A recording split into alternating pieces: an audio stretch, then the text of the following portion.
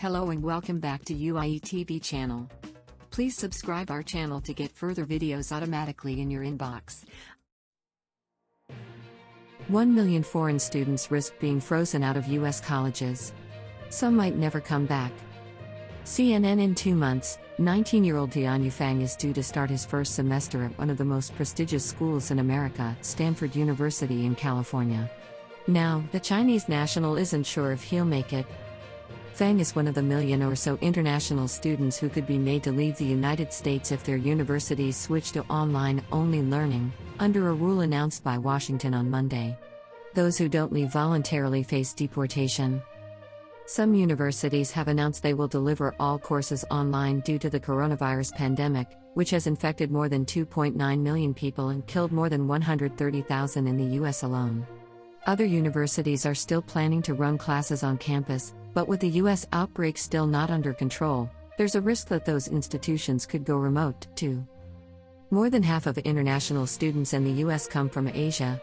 In the 2018 to 2019 academic year, 370,000 students were from China, 202,000 from India, and 52,000 from South Korea.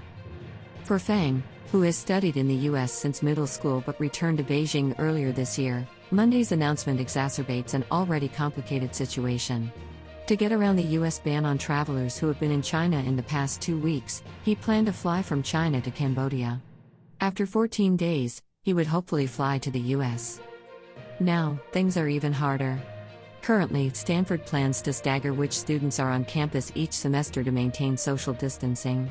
First-year students will be on campus in the fall and summer terms, meaning Fang will be studying remotely in one semester, and will have to leave the US for that period. Even that will be challenging. There are few flights between the US and China, where international arrivals have to quarantine for 2 weeks. Now, Fang is weighing up whether he wants to pay about $60,000 a year to study remotely from China. If he does, he won't have all the unplanned interactions and conversations that usually come with a school experience. For now, 29-year-old Chinese national Chen Na isn't affected by Monday's changes. At New York University, NYU, where Chen is halfway through a 2-year master's degree, her courses will be a combination of online and offline when fall semester starts. But there's a chance that NYU could go back to online-only classes, as it did in March. "I can't stop thinking about it," she said. "I just feel kind of powerless and vulnerable.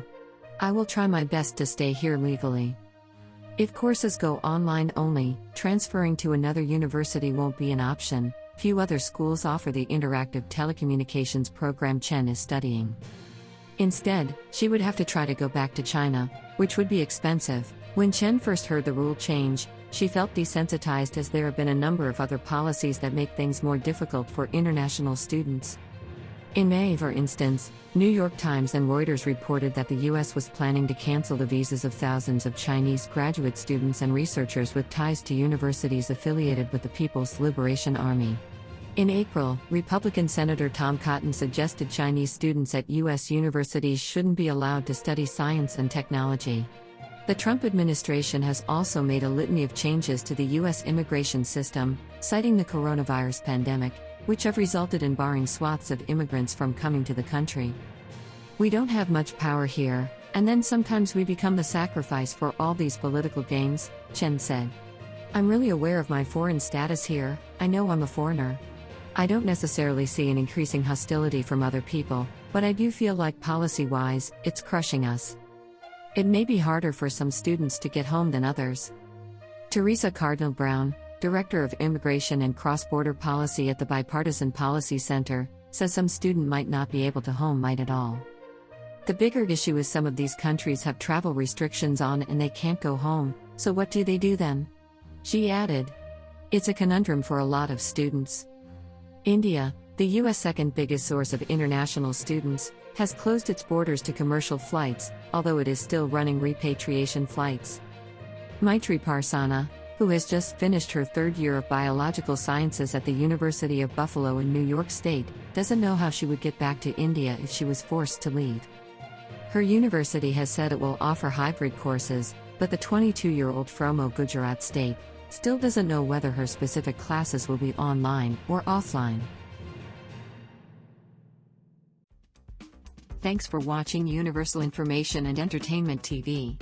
Please like and subscribe our channel for more updated videos, news, information and entertainment. See you in next video. Stay tuned.